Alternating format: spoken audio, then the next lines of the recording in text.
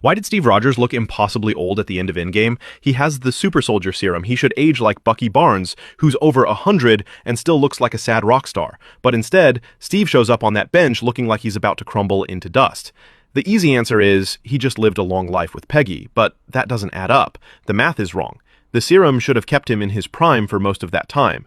Something much bigger must have happened. And today, we're going to solve the final mystery of Captain America. The core theory is this. Steve Rogers' advanced age isn't the result of a peaceful retirement. It's the physical proof of a far more complex and costly journey through time, where the very science that made him a hero either expired, was stripped away by magic, or was worn down by centuries of unseen battles. One of the cleanest explanations is that the serum simply had an expiration date. Think about it. Dr. Erskine's formula wasn't meant to make a man immortal. It was a prototype designed to win a war. It likely had a built-in shelf life. Erskine only made one perfect dose, and it was never tested over a full human lifespan. Steve was about 25 when he got the serum in 1943. He was frozen 2 years later, which means for 66 years, his biological age was paused at 27. When he woke up in 2011, he was chronologically over 90, but his body was still that of a man in his late 20s. He was then active with the Avengers for 12 more years. So, before he goes back in time, his body has only aged about 14 years total under the serum's effects. If we assume the serum had a hypothetical 100-year active lifespan, he still had about 86 years of peak performance left when he went back to 1948 to be with Peggy. The math on that means the serum's effects would have worn off around the year 2034 in his new timeline. After that, he would have started aging normally, giving him several decades to become the frail old man we see. Then there's the magical explanation. The final theory suggests that the divine Asgardian magic of Mjolnir had an unforeseen side effect on the man-made science in Steve's blood. The enchantment on the hammer says the worthy shall possess the power of Thor. To ancient magic, the super soldier serum could be seen as an artificial impurity in Steve's body. In order to grant him the pure, divine power of a god, Mjolnir's magic might have actively purged the serum from his system, neutralizing the science that made him a super soldier. We saw in Thor: Love and Thunder how Mjolnir's power had a draining, physical effect on Jane Foster's human biology. For Steve, channeling the Odin Force and cosmic lightning to fight Thanos was an immense surge of divine energy. This act could have dramatically accelerated that purging process, instantly stripping him of the serum and returning him to a mortal state, allowing him to age naturally, or maybe even faster, from that moment on.